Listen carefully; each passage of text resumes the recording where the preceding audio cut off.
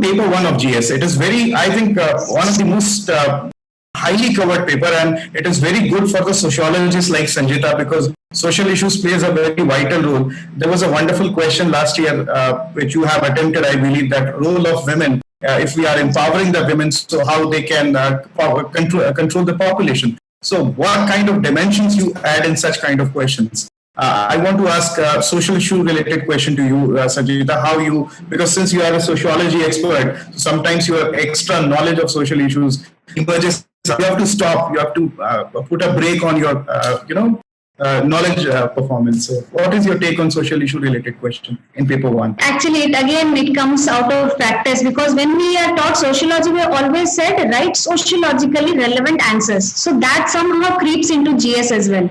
And we try to put in a lot of sociological terms, and then it becomes very tough. So what I did was, when we talk about women issues, specifically the NGOs, women civil society organization issues, I used to keep a fact handy, which I can directly put in, and then talk about the problems in a general term, and then talk about the schemes, and then a way forward. So I used to do not putting too much of sociological viewpoint, like patriarchy, and these are very common terms, where internalization of patriarchy and all those terms. I do not overload with sociological terms so that it stays general. So I try to do that. Yeah, there is a very good advice you have tendered right now, that using government schemes in your answers. Yes. Because it will give you an edge over the other students who are not using. Muskan, let me ask you one thing about paper 1 specifically, because it is a wide area to cover. You have to read culture, you have to read art and culture, the history, that is modern history, then world history, then you have to read geography, and then you have to read social issues and whatnot, like concept. They may ask questions on secularism, communalism. So I think it's a very broad paper. When you prepare for prelims, you find it very difficult for doing geography. But here, there is a combination of geography and history, both in a very compact, watertight manner. So do you leave something, because many students are not sometimes handy with the art and culture portion, because I remember a question they asked on the Gandhara art, and they clubbed it with Central Asian region and some Bactrian region. So that was a bouncer to many of the students. Many students came and said, what kind of question they are asking? So how is the strategy on art and culture and history especially? So it is very unpredictable, and the syllabus is so vast, you can never be fully prepared. But my strategy was, I stick to my resources. I did not go beyond the NCRTs for ancient and medieval history, and also for the art and culture. I studied the 11th class fine arts NCRT very thoroughly. And most of the questions I was able to answer in the test series, and if not, I did not get disheartened, because there are always some of the answers you cannot answer. So what I used to do was, if anything related I've read already, I would make answer then and there. So it's very important that you should have that presence of mind while writing the answers, because every time you study, you'll leave something. So that is not possible to read each and everything. Very rightly pointed out.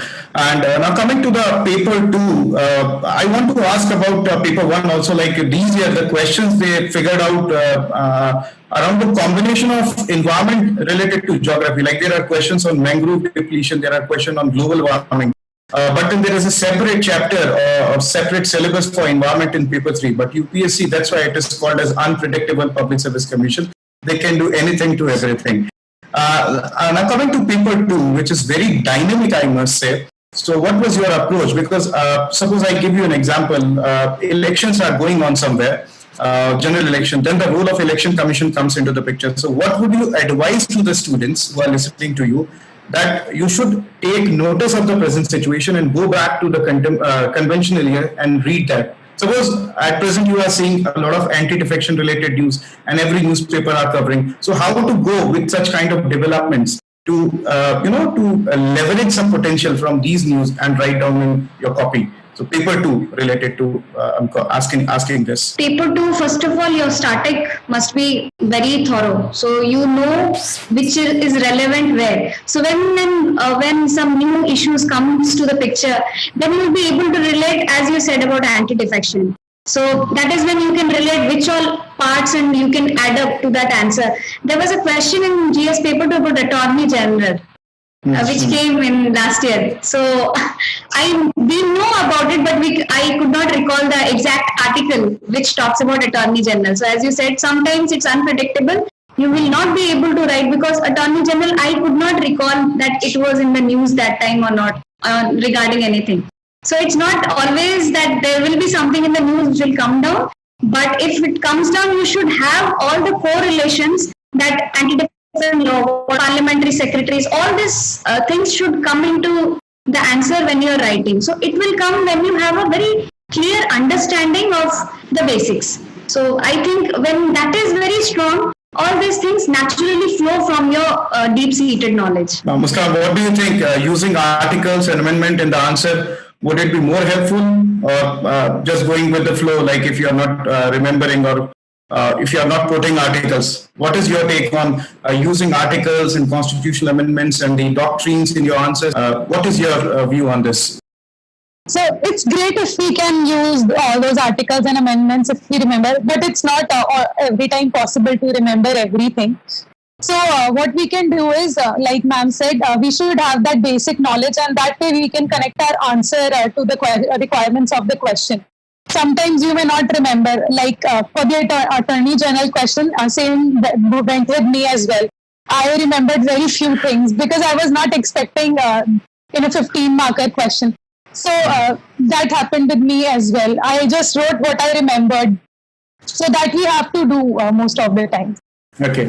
Now, one more question, which is, last year UPSC asked a question, and I'm predicting the question which is going to come for future, mains exam. Like this year, there are a lot of criticism about WHO's role. USA is putting allegation on China, and WHO is in the news. So last year, there is a question, if you remember, it is some USA's and Israel's putting out of some body, I think UNESCO.